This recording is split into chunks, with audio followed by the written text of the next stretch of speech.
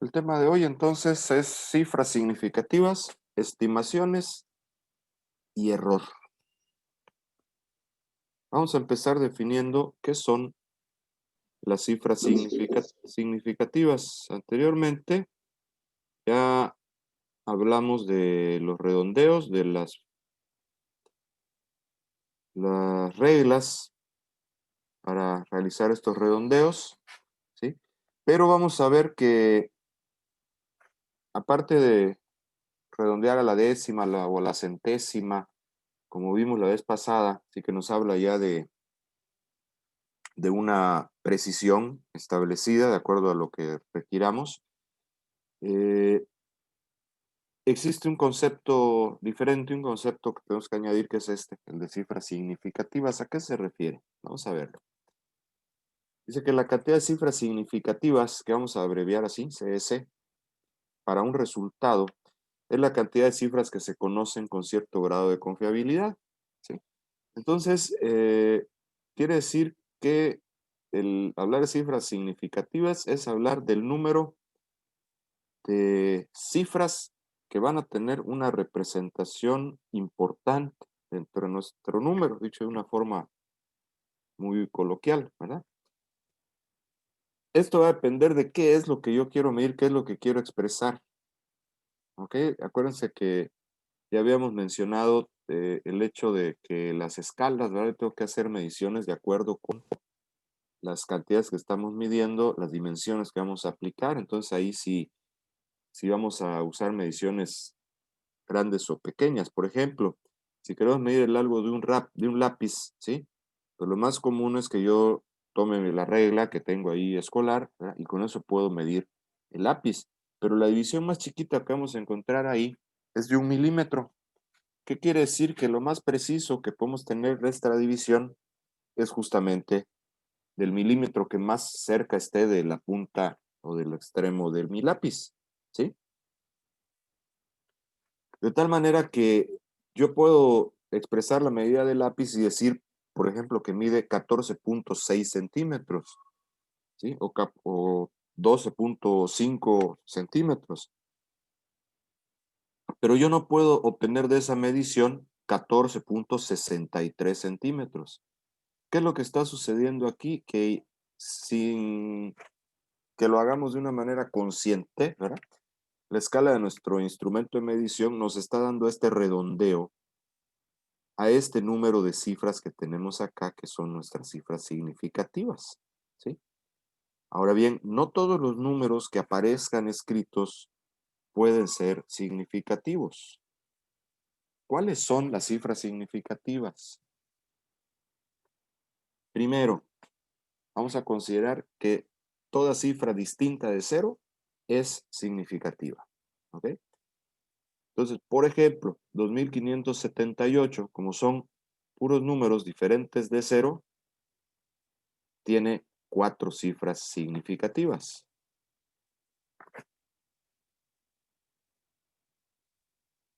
Los ceros que se encuentran entre dos cifras distintas de cero también son significativos.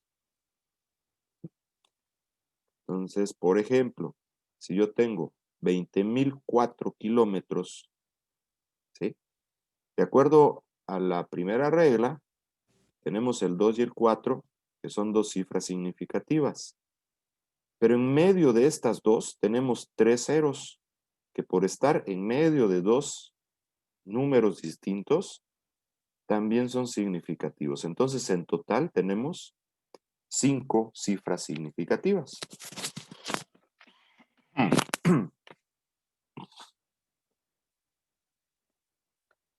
Los ceros a la izquierda de la primera cifra significativa, que no sea cero, no son significativos, ¿sí?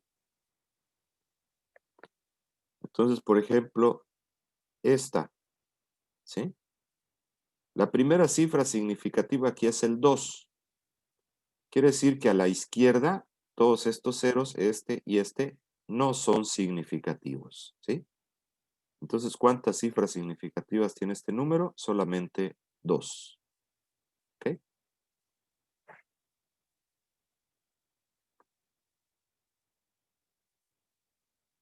Vamos a pensarlo de otra manera. Fíjense, aquí este número, ¿cómo lo leeríamos? 23 milésimas, ¿sí? Y 23 milésimas, no importa, no afectan para nada estos ceros que están aquí. Si yo escribo 23 milésimas, son 23 milésimas. Los ceros no se leen, no se mencionan, ¿sí? No tienen una representación. Claro, al momento de escribirlos aquí para ocupar los lugares, sí, pero en el significado, por eso es significativo, ¿no? En lo que representa, no, no afectan. Los ceros ubicados después de otra cifra, pero que están a la derecha del punto decimal, son significativos, ¿sí? Por ejemplo, 100 mililitros, dice, contiene 3 cifras significativas. ¿Ok? ¿Por qué sí son importantes estos que están a la derecha? Bueno, porque si yo los quito, van a cambiar y ya no voy a decir 100 mililitros. Si yo quito un cero, ya diría 10 centilitros. Si quito los dos, diría un decilitro, ¿sí? Entonces, sí nos cambia la unidad, nos cambia el nombre al momento de que eliminamos estos ceros y por tanto, pues también su significado.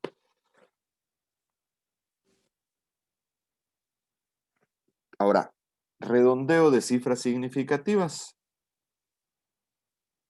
Así como nosotros ya vimos que podemos redondear a la unidad, a la decena, a la centena más cercana, también podemos redondear a un determinado número de cifras significativas. Para hacerlo vamos a seguir las reglas de redondeo que vamos a ver a continuación, pero que son muy similares a las reglas del redondeo de la decena más cercana. Por ejemplo, nos dice, si la cifra que está en el lugar n más 1 es menor que 5, entonces mantener igual que la cifra del lugar n, ¿sí? Vamos viendo, o sea, aquí la diferencia es que nos están empleando esta nomenclatura de n más 1, ¿sí? N más 1 se refiere al lugar, acuérdense que mencionamos que los números están escritos por dígitos, y entonces ahí vamos a contar los dígitos, cuántos lugares estamos ocupando con cada número, y en función de ello, yo voy a buscar si es el lugar 3, bueno, me voy a guiar para redondear por el lugar n más 1, o sea, el que está a la derecha, y vamos a ver si ese número es menor que 5, entonces la cifra que está en el lugar n, pues se queda igual, ¿sí? Sabemos que la regla es la misma, lo que cambia es esta definición del lugar sobre el cual queremos hacer el redondeo. Esto va a cambiar, o sea, mejor dicho, esto cambia en la regla anterior que habíamos visto donde nos decía que era la decena, ¿no? Entonces ahí buscábamos el lugar que ocupaba la decena para después hacer esta comparación con el número que sigue del 5. Es el mismo procedimiento. Si la cifra que está en el lugar n más 1 es igual o mayor que 5, entonces, ¿qué pasa? Pues que la cifra que vamos a redondear sube, ¿sí? O sea, le sumamos 1, tal y como hicimos en los ejemplos anteriores.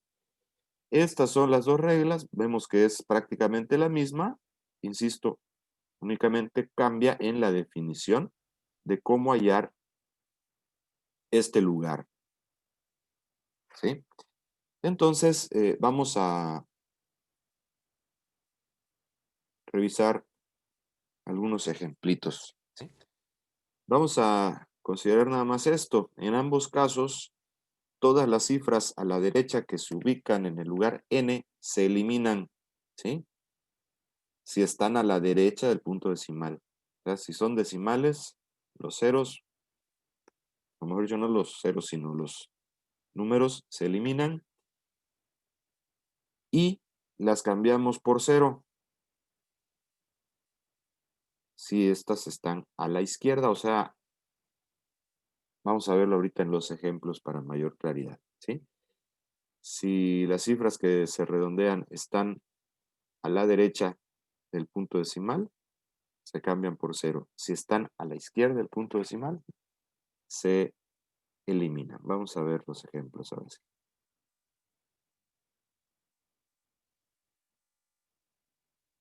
Vamos a ver, nos dice acá,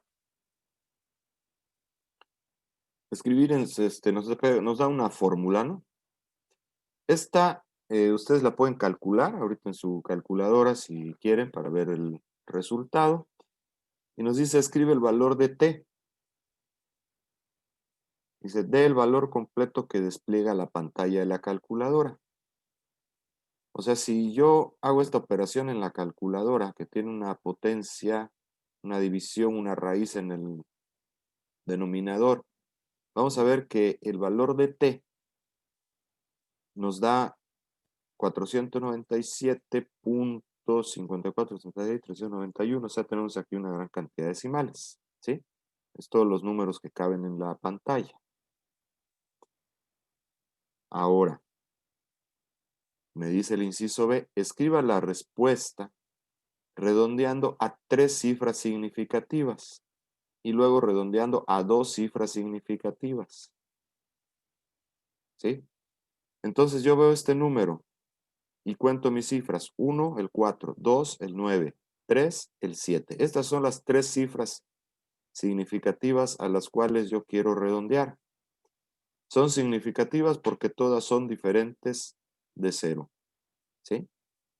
Entonces me voy a fijar el número que sigue, que es el 5. Este 5 indica que el redondeo tiene que subir. Entonces, en lugar de 497, yo voy a escribir 498. Y todos estos números que estaban aquí, como están a la derecha del punto decimal, se eliminan, ¿sí? Y entonces solo escribo 498. ¿Sale?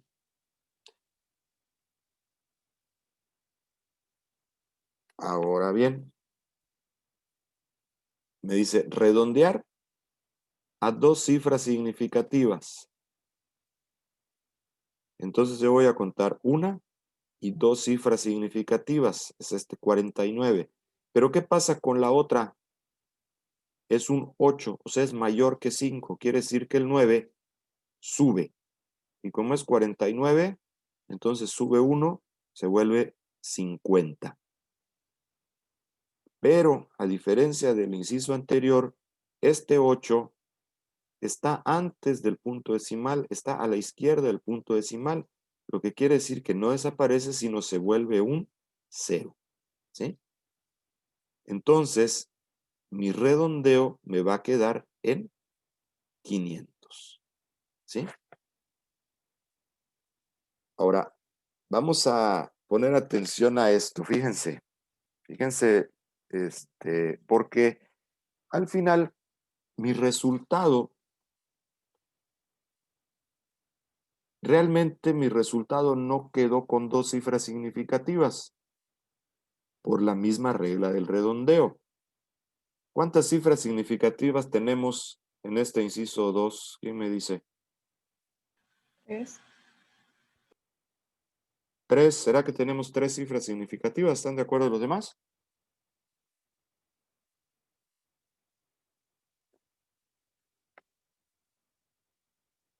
¿Quién más me dice?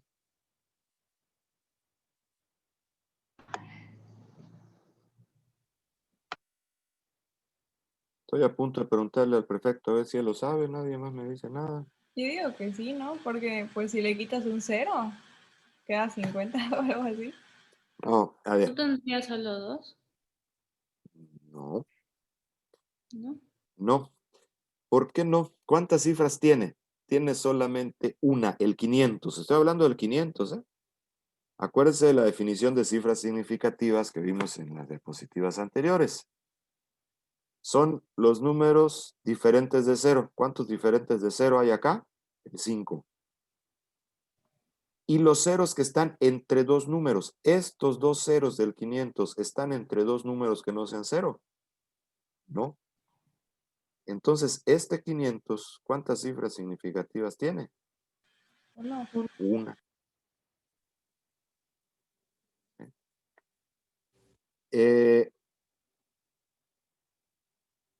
¿Por qué entonces cambia? Bueno, acuérdense que lo que estamos haciendo es el redondeo, ¿sí? El redondeo, y para partir del redondeo, yo en mi número original, yo ahí cuento mis números, ¿sí? El 1 y el 2. Estas son mis dos cifras significativas que estoy buscando. Ahora, al aplicar la regla, pues este 7 hace que este número cambie. Y entonces se me convierte en un 0. Por consiguiente, bueno, no hay forma de escribir este redondeo de otra manera, ¿sí? Esa es la forma y la razón correcta, ¿sí? Si hablamos del redondeo anterior, sería lo correspondiente a decir que estaríamos redondeando entonces ¿a qué? Aquí, a la centena más cercana, ¿sí? Bueno, vamos a ver, continuamos. Vamos a hablar ahora de lo que es la estimación, ¿ok? La estimación.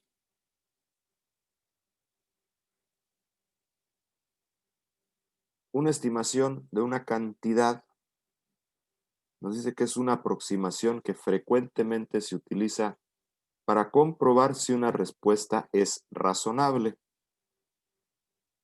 ¿sí? Nosotros hablamos de estimación, dicho con otra palabra, es una apreciación, un cálculo rápido mental que nosotros hacemos muchas veces, ¿sí? Por ejemplo, llegamos a un lugar y ¿qué hacemos? Vemos, no, pues, pues aquí hay como 500 personas. No las podemos contar, ¿verdad? Nos damos una idea aproximada, pues en función de cuántas tengo cerca y vemos más o menos. Esa es una forma, ¿sí? Y la estimación también nos sirve para hacer cálculos rápidos, operaciones rápidas, que no requieren de un nivel de precisión exacto, ¿sí? Yo les voy a poner un ejemplo que yo creo que sí me van a entender ustedes. Por ejemplo, si pensamos en hacer una fiesta y queremos saber pues cuántas bolsas grandes de Sabritas nos sirven para la botana, ¿sí? Y pues no faltará quien diga, no, pues si en casa una bolsa grande nos las comemos entre 4 a la hora de la botana, pues si vamos a hacer 50, pues a lo mejor con 10 bolsas nos da, órale, ¿sí? Y ahí se va. No es una estimación, no es un cálculo que necesitamos hacer con precisión, ¿sí? Sin embargo, la estimación también obedece ciertas características y ciertas reglas. Entonces, para que podamos nosotros estimar la respuesta, ¿sí?, a un cálculo, tenemos que redondear todos los números que componen este cálculo a una cifra significativa, ¿sí? Ejemplo. Vamos a ver nuestro ejemplito. Dice, un teatro tiene 98 filas. Cada fila tiene 23 asientos. Estimar la cantidad de asientos en el teatro, ¿sí? Entonces, recordemos, dice acá, redondear todos los números a una cifra significativa, ¿ok?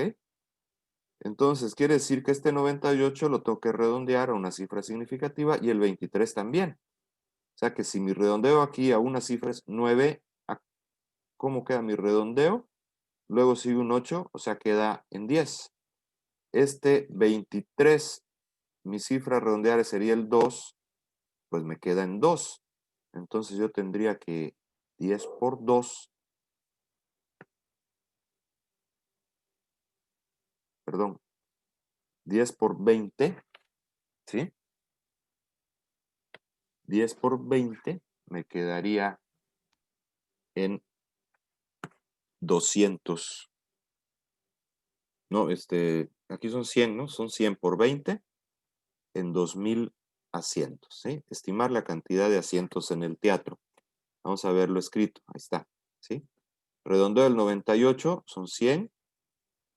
Redondeamos el 23, me queda 20, o sea, 2000 asientos. Recordemos que efectivamente es el 9 por el 8 sube al 10, pero el 8 se convierte en 0, ¿sí? Entonces me queda 100. Lo mismo pasa con el 23.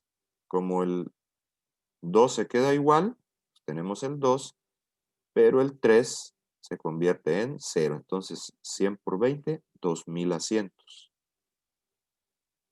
Vamos a ver que obviamente hay diferencias. Si yo hago el cálculo exacto, hago la multiplicación 98 por 23, me da 2254. O sea, me da un poco más, ¿sí?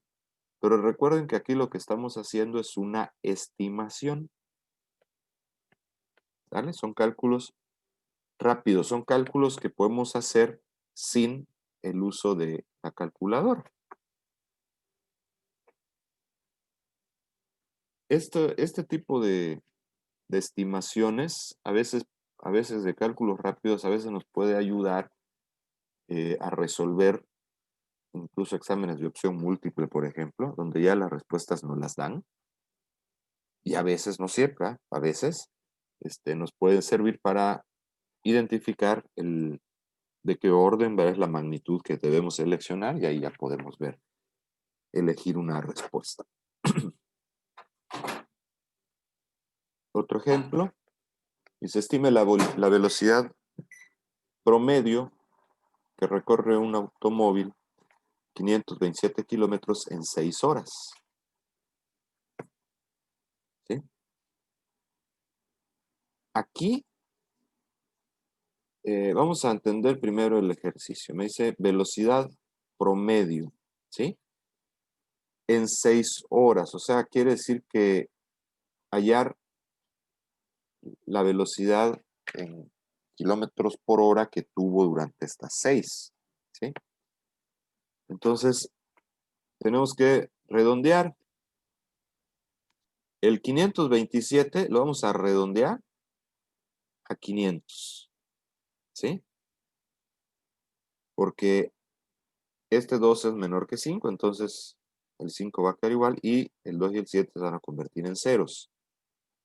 El 6 ya es una sola cifra significativa, pero como dijimos que se trata de poder hacer cálculos rápidos, me ayuda si yo en lugar de 6 lo aprecio en 5.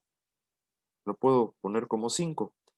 Y entonces decir que 500 entre 5, hago la división y sé la velocidad promedio por cada hora, ¿sí? Si en 6 horas recorrió 527 kilómetros, pues ¿cuántos kilómetros recorrió cada hora? Eso me va a determinar la velocidad.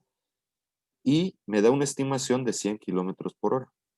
La diferencia es que si yo hago el cálculo exacto, entonces el cálculo exacto me va a dar de 87.8 kilómetros por hora. Que vemos que es un poco menor, ¿verdad? Utilizando ahora sí los números exactos, tal cual. ¿Vale? Aquí, bueno, nada más volver a hacer énfasis, ¿verdad? En el cambio de este 6 por el 5 para hacer la estimación. Si yo hubiera puesto 6 aquí, ya la división no la puedo hacer mentalmente, ¿sí? Entonces, es posible, se permite, se vale hacer este tipo de modificaciones aun cuando ya tengamos redondeado aquí a una sola cifra significativa. Porque además aquí se prestan muchísimo los números, ¿no? Es 500 y pues si divido entre 5 va a dar exacto. ¿Ok? Entonces es otra característica que tiene este proceso de la estimación. Entonces, ya vimos que una cosa es el número que yo estimo y otra cosa es el resultado real que debe de ser, ¿sí? Entonces, quiere decir que ahí hay una diferencia. Cuando ocurren estas diferencias, se obtiene algo a lo que se le llama error, ¿sí? Y aquí error, aguas, porque no estamos hablando de una equivocación, ¿sí? No estamos hablando de una equivocación, porque es algo que nosotros sabemos que existe, que esperamos que pase, ¿sí? Entonces, mi estimación, si yo lo hago correcta, está bien, pero siempre me va a generar un error, ¿ok? Ese error no es otra cosa que la diferencia entre el valor que nosotros estimamos, ¿sí? O que vamos a llamar también valor aproximado, ¿ok? Y el valor exacto. A esa diferencia entre estos dos es a lo que le vamos a llamar error.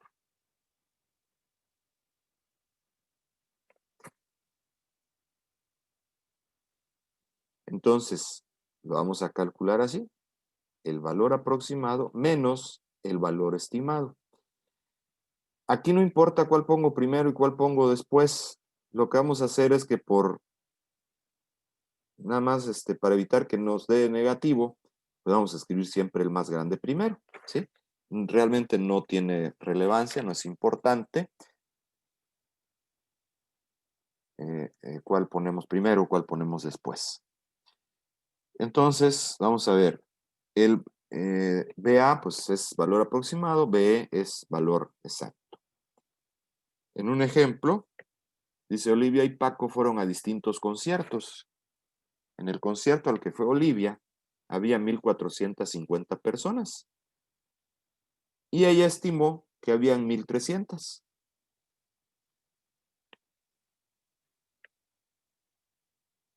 En el concierto al que fue Paco, había 1,950 y ella estimó que había 1,800. Obviamente, aquí cada uno cometió un error, ¿sí? ¿De qué tamaño es el error que cometió cada uno de ellos? Si hacemos la diferencia, en el concierto de Olivia habían 1,450 y ella hizo una estimación de 1,300. Se equivocó, por decirlo así, su error fue de 150 personas. Paco, al concierto que fue, habían 1,950 y él pensó o estimó que habían 1,800, por lo que su error en la estimación fue de 150 personas. Como vemos, los dos tuvieron un error de 150 personas. ¿Ok? Ahora aquí la pregunta es, los dos tienen una diferencia en su estimación. ¿Será que representa lo mismo el error que cometió cada uno de ellos? ¿Son iguales estos errores o qué pasa? ¿Quién me dice?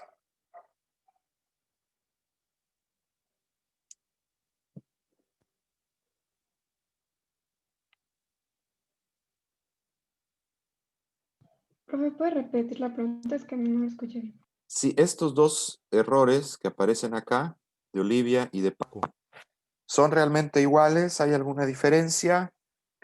¿Representan lo mismo? ¿Qué piensan ustedes? ¿Cometieron exactamente el mismo error? Tuvieron el mismo margen de error. O sea, uno estimó de más y otro menos. Uno estimó de más. No, los dos estimaron menos. Los dos pensaron que habían menos, pero y se equivocaron los dos por la misma cantidad de personas. Pero la pregunta ¿es igual de importante los dos errores de cada uno? Yo creo que no. En el caso de Olivia, las 150 personas tienen más impacto porque son menos personas en total. Entonces, las 150 de Olivia son un porcentaje mayor del total que los del Paco. Ok, perfecto. Muy bien, Alejandro. Eso es lo lo que estaba yo buscando, ¿verdad? Aparentemente, fíjense, aparentemente el error que se comete es igual, de 150 personas, pero la importancia de esa diferencia no es la misma, ¿ok? Porque como nos acaba de decir su compañero, en el caso de Olivia, la cantidad total de personas era menor que en el caso de Paco. Entonces, si comparamos el error que se cometió contra nuestro total, vemos que representa un porcentaje mayor. Entonces, eso nos lleva a este concepto, ¿verdad? Porcentaje de error, que es donde realmente vamos a ver quién se equivocó más, por decirlo así, ¿ok? Y ese porcentaje de error precisamente lo vamos a obtener comparando contra el total, contra el valor real, ¿sí? Y sirve para tener una mejor idea, una mayor precisión de nuestras estimaciones, ¿sí? Entonces, para calcular el porcentaje de error, pues vamos a utilizar esta formulita, que vamos a ver que arriba dice, es la misma para el cálculo del error, ¿sí? Valor eh, aproximado, ¿sí? O estimado, menos el valor exacto. Y abajo, valor exacto por el 100%. En este caso, bueno, se le pone la barra de los valores absolutos, nada más por aquello de los valores positivos, negativos aquí, ¿no? ¿Quién es más grande, quién es más pequeño? El objetivo es que cuando calculemos porcentaje de error, siempre tengamos un resultado positivo. De tal manera que si calculamos los porcentajes de error de nuestro ejemplo, vamos a ver qué pasó con Olivia. Su porcentaje de error fue 150. Entre 1,450 personas que había, tiene un error de 10.3%. ¿Sí? O sea, podemos decir un 10%. Mientras que Paco, que calculó 150 de un total, perdón, su error fue de 150, de un total de 1,950, su porcentaje de error fue de 7.69, o sea, digamos 8%. Entonces estamos comparando que Olivia 10%, Paco 8%, tuvieron en números redondos, ¿verdad? 2% de diferencia en su estimación. ¿Ok? Entonces vemos que sí hay una diferencia, ¿verdad? En este caso, como vemos en este ejemplo, sí hay una diferencia entre lo que significa el error en el tamaño del error que se esté cometiendo. ¿Ok? Entendiendo, y vuelvo a repetir, que hablar de error ahí no significa hacer malas cosas. Simplemente es una condición natural que resulta del proceso de las estimaciones. Ok, vamos entonces a hacer un ejercicio pequeñito antes de irnos. Dice la medida del ángulo M es 125.7. Pancho, midiendo con su transportador, encuentra que M mide 126 grados.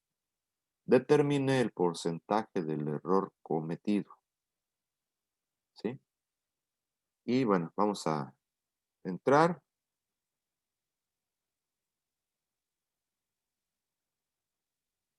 Con este código. Vamos a ver si funciona el código.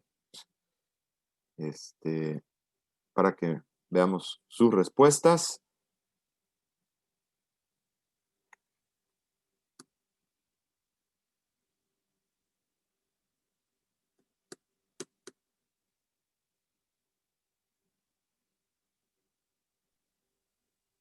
¿Puede volver a poner el código? Sí.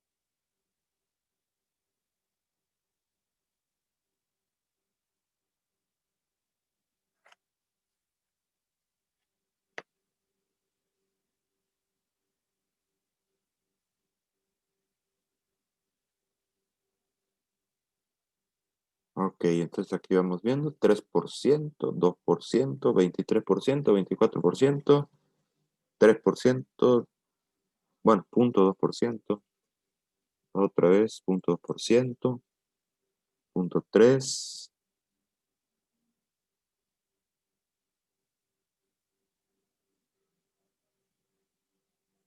0.24%,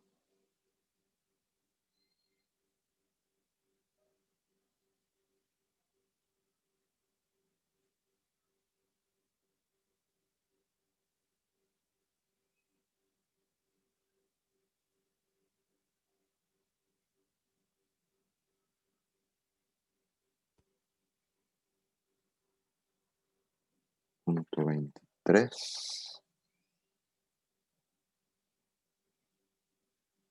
Tenemos 12 respuestas apenas.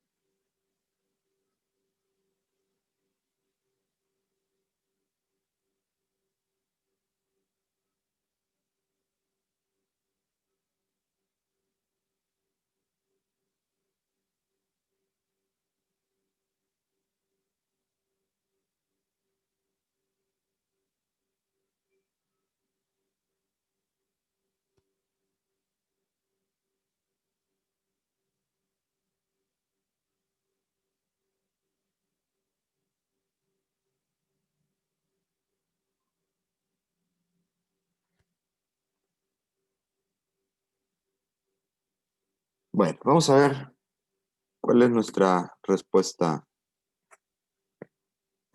más correcta. ¿Sí? Hacemos nuestras operaciones.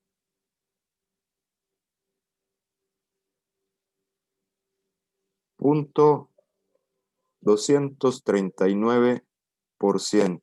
¿Sí? Aquí, lógicamente, bueno, tenemos que ver también con qué nivel de precisión vamos a escribir nuestra respuesta, ¿sí? Y aquí viene a colación lo que siempre preguntamos a la hora de los exámenes, ¿verdad? Bueno, como alumnos, profe, ¿con cuántos decimales? Después de haber hecho nuestros cálculos, ¿con qué nivel de precisión vamos a presentar nuestro resultado? Si nada más quiero tener dos cifras, pues entonces sería punto 24, ¿sí? Quien puso punto 23 está cometiendo un error. ¿Por qué? Porque después seguía un 9, ¿ok? Entonces tendría que ser punto 24. O si nada más quiero una, pues entonces punto 2, porque la cifra siguiente es menor que 5, ¿sí? Entonces son los resultados correctos que podemos tener de los que nos pusieron ustedes ahí, los que pusieron punto 23, los que pusieron punto 2, o efectivamente también los que pusieron punto 23, no, los que pusieron punto 2 o los que pusieron punto 24. No recuerdo si alguien puso punto 239. Esas serían nuestras respuestas correctas.